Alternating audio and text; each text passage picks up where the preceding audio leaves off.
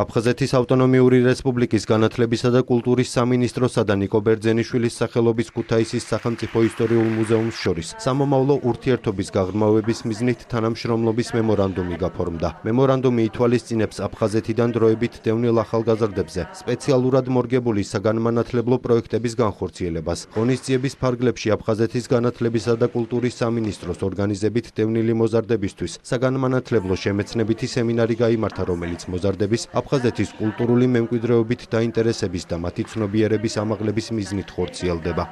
ჩვენ გავაფორმეთ მემორანდუმი ქუთაისის სახელმწიფო ეროვნულ მუზეუმთან.